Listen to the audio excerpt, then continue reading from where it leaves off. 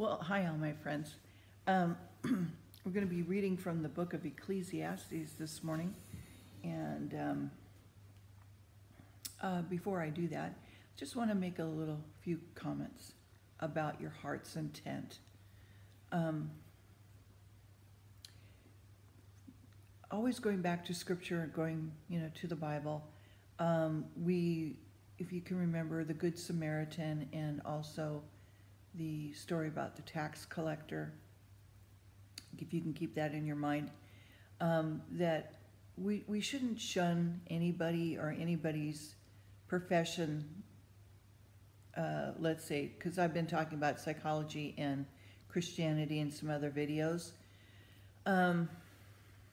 We really should look at the person's heart's intent, because nobody is to be our enemy, okay? And the tax collector, even though everybody did not like the tax collector, man, we don't today either.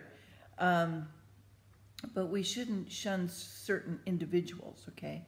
What I object to is how certain individuals are counseling using psychology, humanism, and putting self first rather than putting Christ first. So we have to look at each person on an individual basis, and pray and give that person a chance. If they're doing good, if they're doing things with a good heart intent, then I think that's something that we need to take into consideration. I was looking at the Swedenborg site, and they had a psychologist come on and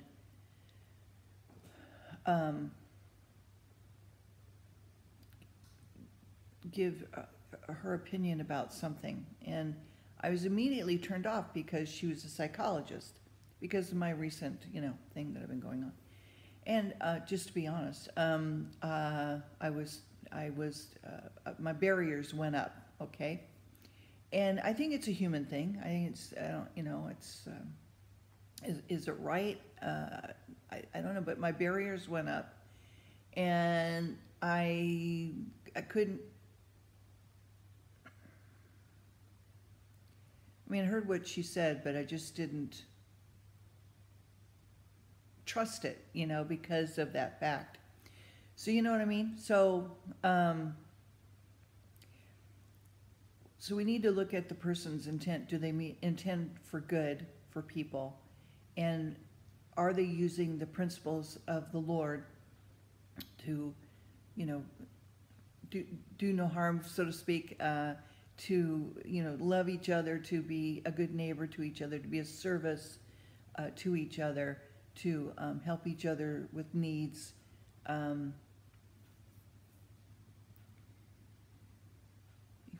Okay, so anyway, so this is complex. I don't have all the answers. So anyway, one of the guys from that show was, talking to me about the tax collector, Good Samaritan stuff, so that's why I'm bringing it up now. That to keep the person's heart intent in mind always, and to watch and see how they, what's their fruits, right? You see the fruit of them, and is it consistent? And an apple tree produces apples, oranges produce oranges, lemons produce lemons. They don't change. The fig tree produces figs, right? And each person's fruit contributes to the overall good of everyone. So, and God's fruit is love, if you will. So we are to love each other, and that's the main thing. So, yeah. So I just wanted to mention that. Okay. Leave me a thumbs up, leave a comment. What you think. If I'm think I'm on the right track or not, or whatever. I'd appreciate your, whatever you wanted to put in there. And if you need me to pray with you, then I'd be happy to do that too. Okay, so vanity of riches without use, of long life without good, etc. There is evil which I have seen under the sun, and it is common among men. A man to whom God hath given riches, wealth, and honor, so that he wanteth nothing for his soul of all that he desireth, yet God giveth him no power to eat thereof, but a stranger eateth it. This is vanity, and it is an evil disease. If a man beget 100 children, and live many years, so that the days of his years be many, his soul be not filled with good, and also that he have no burial, I say that an untimely birth is better than he. For he cometh in with vanity, and departed in darkness, and his name shall be covered with darkness. Moreover, he hath not seen the sun, nor known anything that hath more rest than the other. So the wicked will be forgotten. Yet, though he live 1,000 years, twice told, he hath seen no good. Do not all go to one place? Everybody dies. All the labor of man is for his mouth, and yet the appetite is not filled. For what hath the wise more than the fool? What hath the poor that knoweth to walk before the living? Better is the sight of the eyes than wandering of the desire. This is also vanity and vexation of spirit. That which has been named already and is known, that is man. Neither may he contend with him that is mightier than he. Seeing that there be many things that increase vanity, what is man the better? For who knoweth what is good for man in this life, in all the days of his vain life which he spendeth as a shadow? For who can tell a man what shall be after him under the sun? Remedies against vanity are a good name, modification, and patience. Chapter 7. A good name is better than a precious ornament, and the day of death than the day of one's birth. It is better to go to the house of mourning than to go to the house of feasting, for that is the end of all men, and the living will lay it to his heart. Sorrow is better than laughter, and for by the sadness of countenance the heart is made better. The heart of the wise is in the house of mourning, but the heart of fools is in the house of mirth. It's better to hear the rebuke of the wise than for the man to hear the song of fools. For as crackling of thorns under a pot, so is the laughter of the fool is about. This also is vanity. Surely oppression maketh a wise man mad, a gift destroyeth the heart. Better is the end of a thing than the beginning thereof, and the patient is in spirit is better than the proud in spirit. Be not hasty in thy spirit to be angry, for anger resteth in the bosom of fools. Say not thou, what is the cause that the former days were better than these? For thou dost not inquire wisely concerning this. Wisdom is good with an inheritance, and by it there is profit for them that see the sun. For wisdom is a defiance, and money is a defense. But the excellency of knowledge is that wisdom giveth life to them that have it. Consider the work of God, who can make that straight which he hath made crooked. In the day of prosperity be joyful, but in the day of adversity consider. God also hath set the one over against the other, to the end that man should find nothing after him. All things have I seen in the days of my vanity. There is a just man that perish in his righteousness, and there is a wicked man that prolongeth his life in his wickedness. Be not righteous over much, neither make thyself over wise. Why shouldest thou destroy thyself? Be not over much wicked, neither be thou foolish. Why shouldest thou die before thy time? It is good that thou shouldest take hold of this. Yea, also from this withdraw not thine hand, for he that feareth God shall come forth of them all. Wisdom strengtheneth the wise more than the 10 mighty men which are in the city.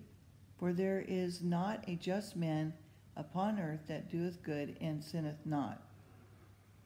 Also take no heed unto all words that are spoken, lest thou hear a servant curseth thee. For the oft times also thine own heart knoweth that thou thyself likewise hast cursed others. But this I have proved by wisdom. I said, I will be wise, but it was far from me. That which is far off and exceedingly deep, who can find it out? I applied mine heart to know and to search and seek out wisdom, the reason of things, and to know the wickedness of folly, even of foolishness and madness. And I find more bitter than death the woman whose heart is snares and nets, and her hands are bands. Also, who pleaseth God shall escape from her, but the sinner shall be taken by her. Behold, this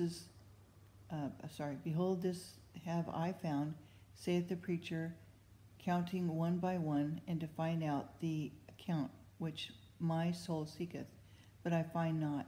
One man among 1,000 have I found, but a woman among all those have I not found.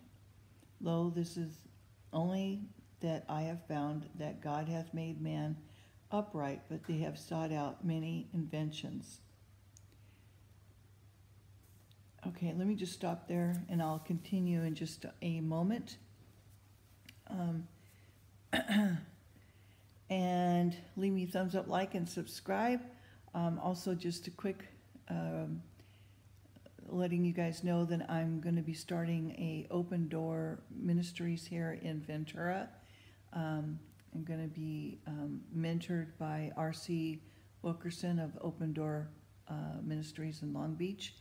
We're going to start off small, like a little maybe Bible study thing, and then try to grow from there. So keep us in prayer, and if you have prayer that you would like me to do with you, or to say it myself, I will do that for you as well. And yeah, so excited about that. Did drew up some posters. I do a little art as well. I do dabble in the art. If I could, I'd show you some pictures that I've done in here, but just, it's another side that I like to do. I do a lot of stuff on the iPad just with my finger. My finger is very talented. And they've got these great apps that you can just, make stuff. And so it's a lot of fun. So yes, I got those, and I'm going to be using them as, placards and just signs to point to where to go, kind of like the Open Door Church that I showed you on my other video.